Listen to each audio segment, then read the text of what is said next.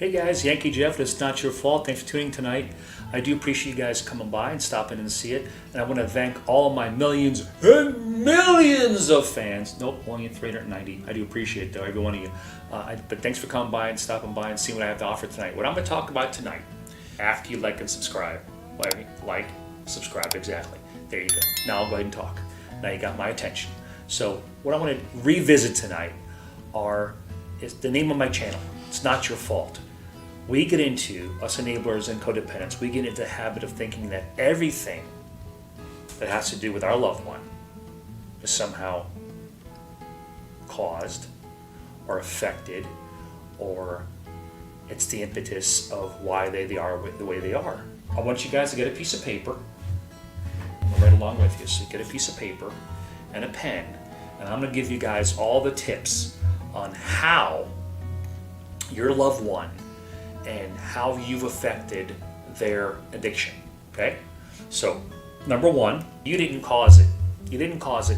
So, we have a habit of getting into this routine of somehow we feel guilty that the reason they're the way they are is somehow our fault.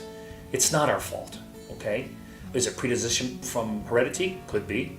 Was it learned behavior? Maybe. Doesn't matter. It has nothing to do with you. Your loved one's decisions are your loved one's decisions, okay?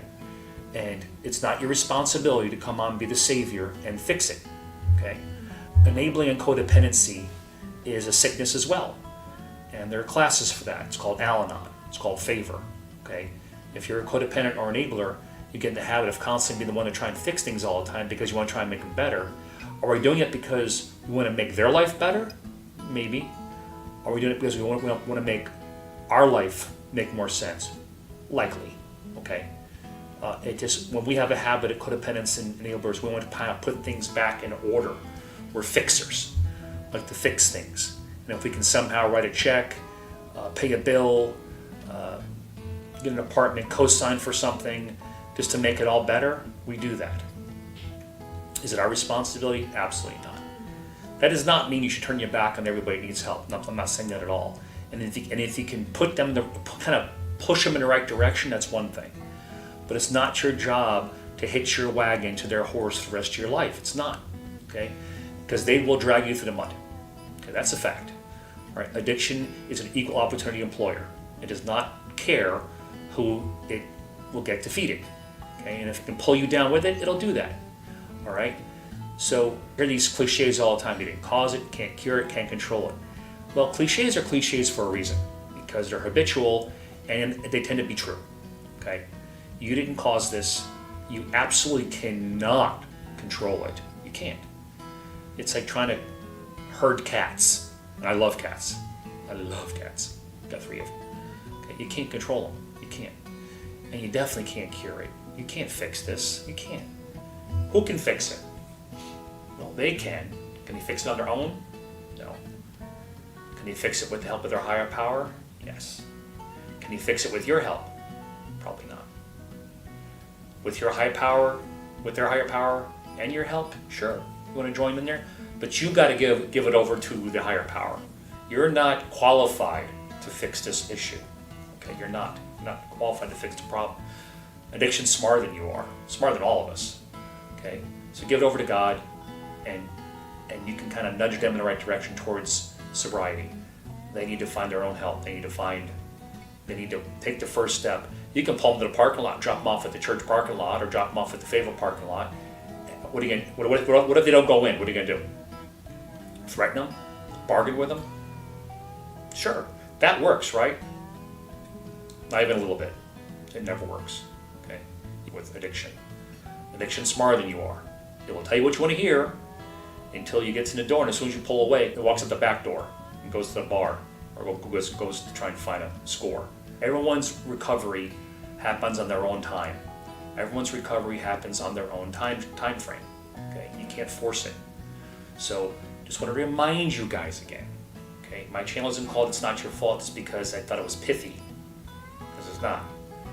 It's because it's the truth. It's not your fault. Okay, you can't control this. You can't cure it. You didn't cause it. So stop trying. Not saying you can't be there for your loved one. I'm not saying that. If you feel called to help, fine. Just don't let it become your life. Their sobriety, their addiction, their recovery should never supersede your life. Never. It never should. We're all given this gift of life. And if you squander that trying to help somebody else find theirs, and they squander it too, that's a sin. Be patient, but be cautious. Okay? Be smart about this. Okay? Pick your battles. Pick your battles, and by all means, don't go up against addiction. You know, it's carrying a pew-pew while you're carrying a Swiss Army knife. You're not equipped. Wanted to get back into just talking to my people again, one-on-one, all the people that I talk to on a daily basis that I love and I trust dearly, that could use a little shot in the arm, little pat in the back. Keep on doing what you're doing. Work your program, work your steps. Get a sponsor, be a sponsor, talk to your sponsor, use your sponsor. Okay? You're not in this alone. No one's in this alone. Neither is your loved one. Again, you can lead a horse to water, but you can't make him drink. Thank you for coming. Keep coming back. It works if you work it. These steps do work if you work it. Say a prayer for the prayerless. Say a prayer for the people no one prays for. There's a lot of them in this world right now. This world needs prayers desperately.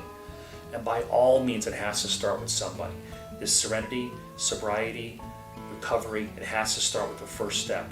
And it might as well be by you, right? Let it begin with you. But I heard that before.